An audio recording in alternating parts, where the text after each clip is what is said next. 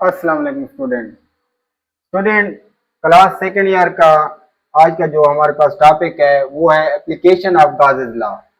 First application हमने discuss कर ली थी। आज जो हमारे पास एप्लीकेशन है electric field intensity due to infinite sheet of charge. हम इलेक्ट्रिक फील्ड इंटेंसिटी फाइंड करेंगे जब हमारे पास कौन सी शीट होगी, इनफिनाइट नंबर ऑफ शीट होगी, एक शीट होगी और उसके ऊपर इनफिनाइट नंबर ऑफ चार्ज होंगे हमारे पास प्रेजेंट। तो यहाँ पे मैंने लिखा है कि हमारे पास इनफिनाइट शीट ऑफ चार्ज हमारे पास क्या होंगे, नंबर ऑफ चार्ज मतलब कि चार्ज बहुत ज्यादा होंगे एक ही इनफिनाइट शीट के ऊपर। अब देखें हमने यहाँ पे क्या किया हुआ है कि हम एक गाजियन सरफेस लेते हैं सिलेंड्रिकल फॉर्म में हमारे पास। तो उससे पहले मैं यहाँ पे डिस्कस लिखा हुआ है कि consider N infinite sheet of charge density. एक हमारे पास चार्ज डेंसिटी है जिसको हम सरफेस चार्ज डेंसिटी भी कहते हैं, सिग्मा से शो करते हैं ये वाला। लेट ए पॉइंट पी, एक पॉइंट लेते हैं P at some distance R. उसका डिस्टेंस क्या है, आर है। कहां से, शीट से हमारे पास, यहाँ से मतलब कि यहाँ तक उसका जो डिस्टेंस है इसको क्या कहते हैं, आर डिस्टेंस के ऊपर पड़े हुए हैं। ये पॉइंट पी हमारे पास। अच्छा स्टूडेंट, हमारे पास ये आज distance r from the sheet. Consider a Gaussian surface. हम क्या करते हैं, एक गाइयन सरफेस कंसीडर कर लेते हैं। ये जो सिलेंड्रिकल फॉर्म में सरफेस है इसको क्या कहते हैं, गाइयन सरफेस है हमारे पास। सिलेंड्रिकल शेप, किस शेप में है, सिलेंड्रिकल शेप में। अब हम क्या करते हैं, flux through right flat surface. हम फ्लक्स फाइंड करते हैं राइट फ्लैट सरफेस, यानी कि अब फ्लक्स इधर से भी फाइंड करेंगे, इस साइड से भी फाइंड करेंगे। द इलेक्ट्रिक या टोटल इलेक्ट्रिक फ्लक्स है हमारे पास, वो क्या है, 1/एप्सिलॉन नॉट और चार्ज हमारे पास Q। वेयर यहाँ पे Q जो है हमारे पास क्या है, charge enclose by the surface. अब हमारे पास ये गाउस लॉ है, इलेक्ट्रिक फ्लक्स किस चीज के इक्वल होता है, 1/एप्सिलॉन नॉट और चार्ज Q। अब सरफेस चार्ज डेंसिटी हमारे पास क्या होती है, सिग्मा होती है, और वो इक्वल होती है चार्ज पर यूनिट एरिया। यानी कि एक यूनिट एरिया में कितना चार्ज होता है, इसको हम कहते हैं सरफेस चार्ज डेंसिटी। अब देखें यहाँ पे चार्ज ठहरा रहे, ये हमारे पास डिवाइड इधर आकर मल्टीप्लाई हो जाएगा, तो ये आ जाएगा Q is equal to sigma A. अब इसकी Q की जगह ये वाली वैल्यू पुट कर देंगे, सिग्मा ए। तो इलेक्ट्रिक हमारे पास फ्लक्स आ जाएगा यहाँ पर sigma A divided by epsilon not. इसको इक्वेशन नंबर 1 का नाम दे देते हैं। स्टूडेंट देखें, फ्लक्स थ्रू सरफेस S1। अब हम क्या करते हैं, फ्लक्स फाइंड करते हैं सरफेस S1 से। ये हमारे पास सरफेस है S1, इसका फ्लक्स फाइंड करते हैं हम।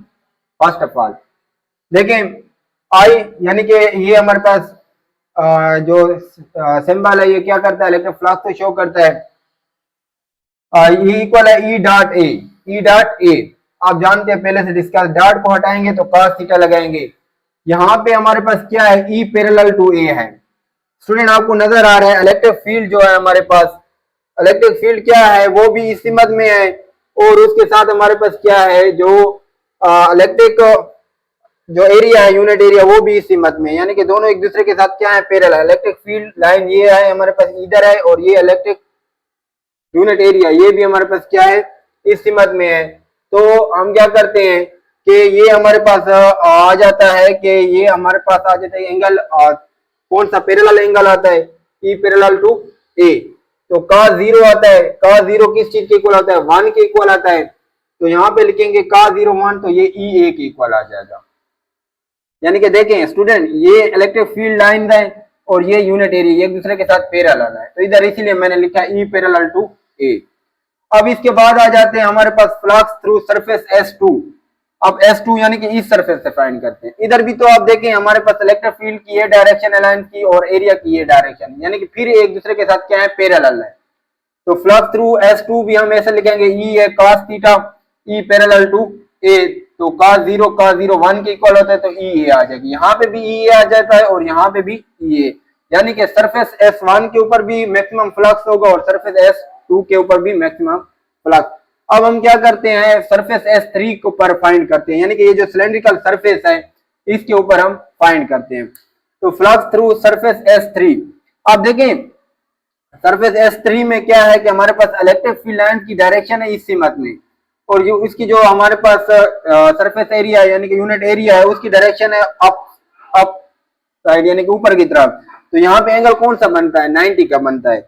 अब स्टूडेंट इसको समझने के लिए हम क्या करते हैं कि हमारे पास ये सिलेंड्रिकल सरफेस है, इसके ऊपर ये उसका क्या है, हमारे पास यूनिट एरिया है, इसकी डायरेक्शन क्या है, अपवर्ड है। अब इसके साथ हम एक थर्ड बोर्ड मार्कर यूज कर लेते हैं, ये है इलेक्ट्रिक फील्ड लाइन और उसकी सीमत क्या है, हमारे पास इस सीमत में है। तो अब इनके दरमियान एंगल कौन सा बनता है, एंगल हमारे पास कौन सा बनता है, 90 का बनता है। एंगल क्या बनता है, 90 का। तो एंगल 90 का बनता है। तो इधर मैंने यहाँ पे लिखा हुआ है कि ये हमारे पास क्या है कि ई जो है वो क्या है, परपेंडिकुलर टू ए। तो cos 90 होगा, cos 90 0 आ जाएगा, तो यहाँ पे S3 पे 0 आ जाएगा। अब टोटल फ्लक्स फाइंड करते हैं, flux is equal to flux S1 flux S2 and flux S3 electric flux. अब S1 के लिए EA था, S2 के लिए भी EA। देखिए S1 के लिए EA और S2 के लिए भी EA, तो EA प्लस EA और जो S3 है उसके लिए क्या है, 0 है, तो EA प्लस EA प्लस 0 तो 2EA। इसको इक्वेशन नंबर 2 का नाम दे देते हैं स्टूडेंट और आगे इसको फिर लेकर जाते हैं। स्टूडेंट हमने स्टार्ट किया हुआ था, देखें अभी ये इक्वेशन नंबर 1 है और ये इक्वेशन नंबर 2 हमने निकाली हुई है। अब हम क्या करते हैं, ये इक्वेशन नंबर 2 जो है ना इसको 1 में पुट करते हैं, क्योंकि ये हमारे पास इलेक्ट्रिक फ्लक्स है और इलेक्ट्रिक फ्लक्स हमने यहाँ से फाइंड कर लिया हमारे पास।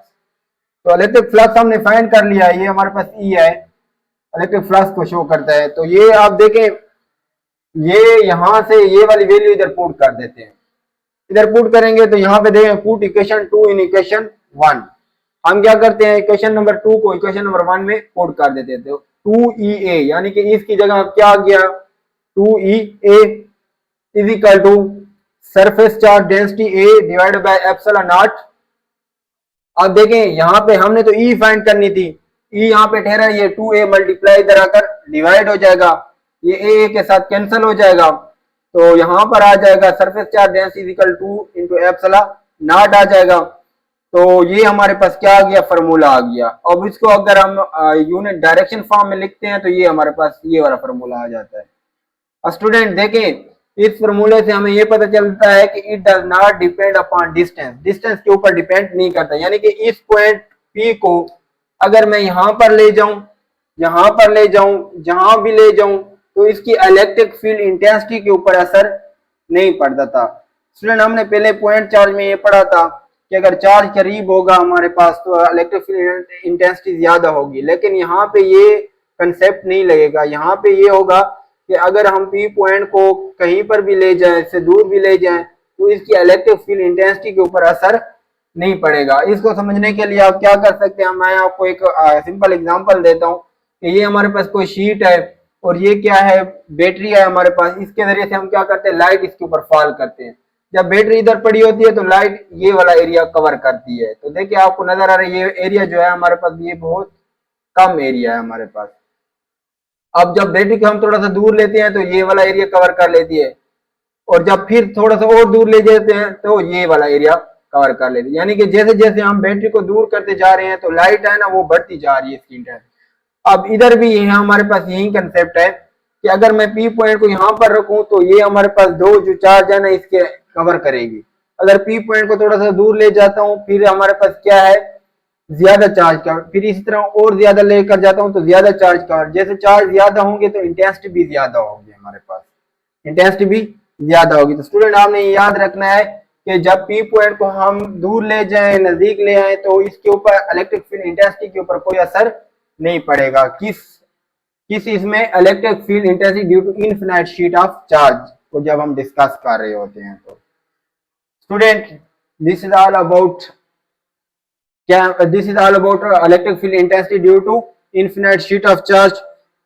किसी किस्म का आपका कोई क्वेश्चन है तो आप कमेंट्स बॉक्स में पूछ सकते हैं। Thank you, Allah Hafiz.